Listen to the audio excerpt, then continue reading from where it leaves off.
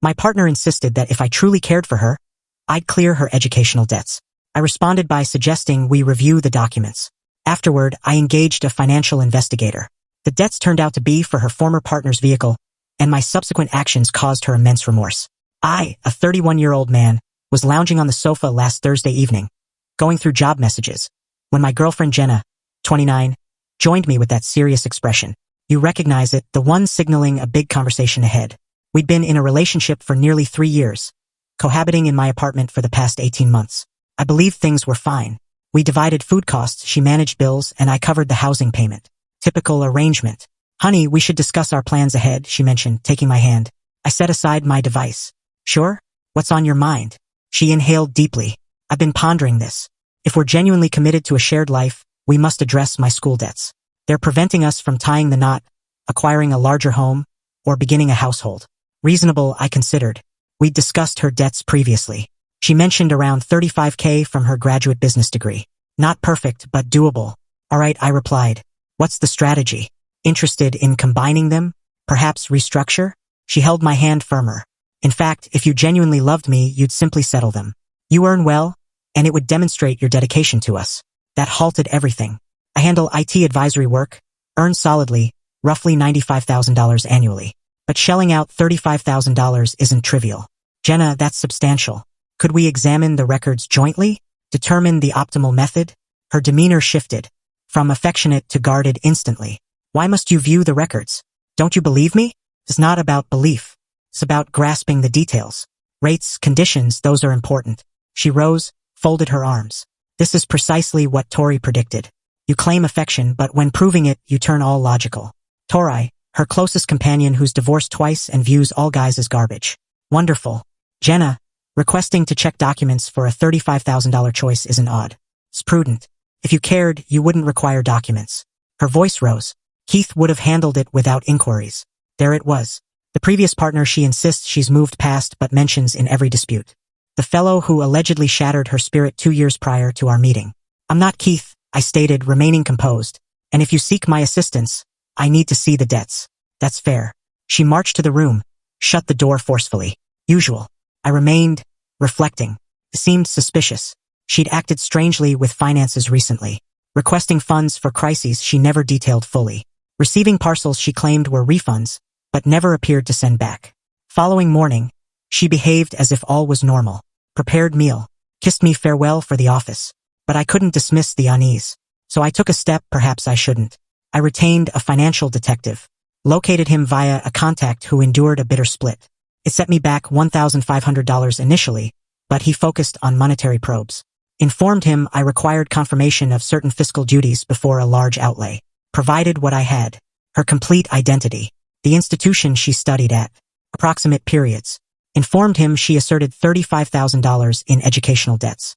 3 days on, he phoned me during work. Mr. Thompson, you may wish to be seated. Update 1. Unbelievable. The financial investigator Bradley just revealed everything, and I'm still absorbing it. Here's the discovery. Jenna does possess school debts. $8,700 in total. She's paid minimal amounts over years, explaining the stagnant balance. But the twist. There's an auto financing. A $26,000 auto financing for a BMW M3 issued 4 years back. The borrower listed? Jenna Reeves, her identity. The titled holder? Keith Morrison, her past beau. She's covered $540 monthly for his vehicle, over 4 years. Bradley uncovered additional. The financing started 2 months before her stated breakup. She's the main debtor. He's not even a guarantor. The vehicle's title renewed twice, still under him. Coverage documents indicate 2 incidents. Small crashes, both his responsibility. But hold on. It escalates. Recall those urgent needs for money? Bradley identified trends. Monthly near the 15th, she'd take out $500 to $600 in currency. The auto installment occurs on the 20th. She's utilized my funds to fund her former's vehicle. I felt ill. Had to depart work prematurely. Upon arriving home, Jenna was present with Tori. They sipped wine, chuckling at Tori's screen content. Ceased upon noticing me. You're back soon, Jenna noted, abruptly anxious. We must converse. Privately. Tori sighed dramatically. Anything for her, say it before me. No, I truly can't. This is confidential. Jenna signaled Tori, who departed but ensured a glare en route. I settled, produced Bradley's summary. I know regarding the BMW, Jenna. Her complexion paled, then flushed. Tears followed. You probed into me. How could you? You requested $35,000. You deceived about the purpose. You funded your former's vehicle for 4 years, using cash I've provided. It's not that way. She wept heavily. He coerced me, threatened credit damage if I refused. No option. You had options. You could have been honest. You wouldn't comprehend. You're overly rational. Keith understands me on an emotional level. Understands? Current tense? She paused. Exposed. We're pals. Merely pals. I displayed a capture from my device that Bradley located. Keith's social media from prior week. The BMW visible. Note. Thanks to my steadfast supporter for maintaining my drive. You know yourself. You're his steadfast? She reached for my device. I retracted it. That's not. He isn't implying. Jenna, cease. Just cease. You've covered your past partner's vehicle while residing in my place, consuming meals I purchase, seeking crisis funds that go directly to his installment, then attempted to coerce me into full settlement. I adore you, she cried. Keith is insignificant. Then why fund his vehicle? Since. She couldn't conclude. You must depart. Gather your items, go to Tori's. We're finished. You can't evict me. I possess rights. Lived here 18 months. You're not listed on the agreement. You're an extended visitor. Collect your belongings. She hurled every insult. Labeled me domineering, harmful, stingy. Then contacted Tori, who arrived shortly, treating it like retrieving an abuse survivor. They packed Tori's vehicle with Jenna's possessions. As departing, Jenna pivoted. Keith was correct about you. You're emotionless. Keith can begin covering his own vehicle now. See his accuracy then. Update 2. 5 days post-eviction of Jenna. And wow, the arrogance emerged completely. Day 1 following split. Received 73 messages varying from sorry darling please respond, to you're a pitiful dominator who'll perish solo. Blocked her contact. Day 2. She began mailing my professional address. Tech marked them junk swiftly, but I glimpsed headers. Critical. Partnership crisis. You're airing. Keith never behaved thus. Sent them to my private mail for records, then blocked there also. Day 3. This became intriguing. Call from unknown. It's Keith. Hey dude, we should chat. No, we shouldn't. Hear me, whatever Jenna shared on the vehicle matter, it's misunderstood. She shared nothing. I discovered independently. Savor your final free BMW installment. Man, you don't get it. She is obligated for that vehicle. Obligated? Why? For psychological distress. I supported her in hard times and, Keith, I genuinely don't mind. She's no longer my issue, so you're certainly not. Success with those installments. You can't simply hang up. Day 4. Jenna appeared at my job. Guards removed her. She'd informed reception she was my betrothed delivering food. When they verified, I denied knowing her. She erupted in the entrance, yelling about my monetary mistreatment and robbing her prospects. My supervisor spoke privately after. I outlined briefly. He was understanding but recommended a protection order. Day 5. Prior day. The extreme measure. Call from my mother. Danny, what have you done to that unfortunate woman? Jenna located my mom's online profile and dispatched a lengthy note on how I vowed marriage, then deserted her, rendered her without shelter and funds, psychologically controlled her for years, compelled her to fund all while I saved mine. She included fabricated message images where I say awful things. Seemed believable initially, but times mismatched and she misspelled my surname in details. Spent 2 hours via call with mom presenting actual proof. She was furious. Not at me, at Jenna. The nerve of that woman. Exploiting her past partner to control you, then attempting to alienate me from my child. But here's the highlight. Last evening, near 11 p.m., alert from my credit alert service. Someone attempted card application with my ID number. Who knows my ID from tax assistance times? Contacted the issuer promptly. Fraud team stopped it, voided the request. Then I acted on what I should have sooner. Locked my credit. This morning, email from Tori. Not Jenna, Tori. Header, you must resolve this. Content. Jenna resides with me and can't contribute due to your sudden cutoff. If decent, you'd provide sufficient for her stability. She's considering insolvency over the vehicle issue. Keith threatens legal action if payments cease. This stems from your refusal to aid initially. A true guy would resolve his lady's issues without doubt. She's pursuing support since you were essentially partnered by law. My relative is an attorney and claims validity. Act properly before escalation. I sent the message to my attorney friend. His reply? Hilarious. Such unions aren't acknowledged here. Let them attempt. But I continued. Tori aired critically. She used her professional mail. Footer had her details, role, firm. Tori handles personnel at a finance company. Employing firm mail for unfounded legal warnings? Major violation. I sent it to her firm's compliance line. Then one additional step. Recall financial detective Bradley? I requested further on Keith. Turns out Keith's active. 2 more auto finances and debts. Evictions from 3 residences in 5 years. Active minor suit for $4,000 by former housemate. I compiled this data neatly and emailed Jenna. Header. Your loyal ally appears failing. Best wishes. One more item. I contacted the BMW seller where financing began. Detailed the scenario to their finance lead. Though I can't force action without my involvement, he noted something key. If payments halt and repossession occurs, we'd appreciate the vehicle's spot. Whose location do I possess? Update 3. 2 weeks since the incident, and the consequences were perfect. Precisely deserved. First, Tori. That professional email? Her firm's compliance took it gravely. Misusing resources for legal intimidation? Huge taboo.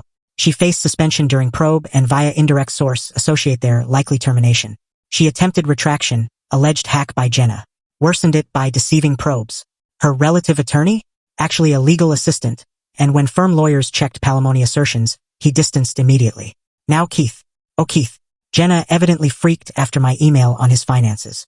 She challenged him on other obligations. His answer? Blamed me for fabrication and persuaded her I aimed to separate them from envy of their bond. She accepted. Truly accepted. Until the recovery agent arrived at his place at 6 a.m. last Tuesday. Jenna skipped the vehicle installment this month. First in 4 years. The financing was already risky due to history. Many delays she offset with charges. One skip prompted quick response. Keith phoned Jenna yelling. She was at Tori's. Tori at job, unaware of impending suspension. Keith insisted she arrive with money immediately to halt recovery. She hurried with $1,200 assembled. Ironically, part was cash concealed from me in our place, forgotten. Arrived as they towed the BMW. The agent was courteous. Informed her she could settle full arrears $1,740 plus charges, and recovery fees $350 at their facility to retrieve. She lacked sufficient. Keith exploded. Yelled at her before the team residents all. Termed her worthless, pitiful. Claimed she destroyed his existence. Then, per 3 neighbors who recorded, he stated, "You couldn't sustain your provider boyfriend funding my vehicle. What's your value?" She finally grasped. Saw what others perceived. She was merely a financing scheme to him. The recordings spread online rapidly. Tagged as opportunist exposed by larger opportunist. Gained local attention. Both images ruined. But more. Recall her credit attempt in my name? I reported to authorities. Investigator contacted yesterday. This isn't Jenna's debut. Prior caution for similar with ex 5 years back. Not pursued as he avoided charges. Desired her exit. I'm pursuing. The investigator also discovered something. Those school debts? Defaulted 3 years. Never disclosed. The $8,700 grew to nearly $14,000 with fines and accrual. Her rating demolished. Yesterday afternoon, call from unknown. Nearly ignored but intuition said answer. It was Jenna's mother, Gloria. This Daniel? Yes. I simply wish to express regret for my child. I viewed the recordings. I educated her superiorly. We conversed nearly an hour. Gloria shared. Jenna's run this scheme from university. She's employed 3 various partners to cover items for Keith. Gloria and spouse halted support 2 years ago upon discovery. Keith's manipulated Jenna since secondary school. This isn't the initial vehicle for him. A bike that vanished aka disposed. Gloria proposed reimbursing any Jenna took. I refused but valued the offer. She stated she's mandating Jenna therapy or total family disconnection. Latest this morning, Jenna emailed from fresh account. Not regret. Not gratitude for leniency on charges. No. Header. Hope you're content. Content. You've demolished all. Keith ignores me. Tori's terminated due to your spiteful message. I'm without home, vehicle, and parents view me as offender. All since you couldn't trust and assist with debts like typical partner. Must relocate to birthplace and labor at dad's tool shop. Existence ended. Pleased? I answered singly. Your past partner's vehicle debt never my concern. Nor you. Blocked that too. Final update.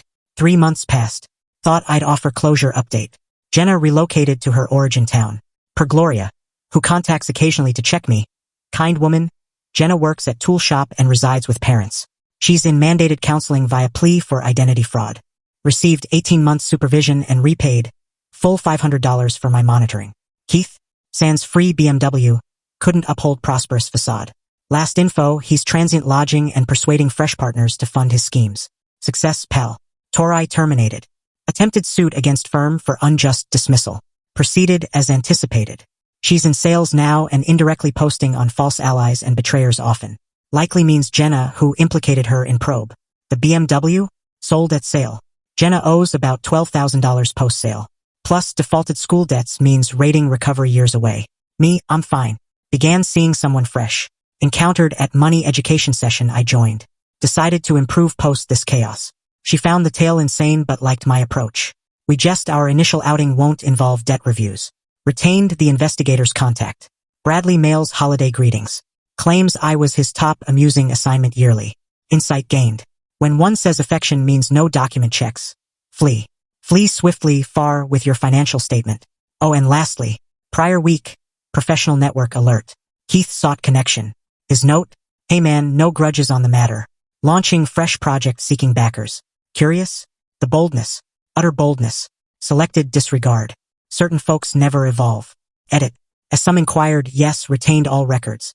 Yes, my attorney confirms protection. No regrets. The $1,500 for the investigator was top expenditure ever.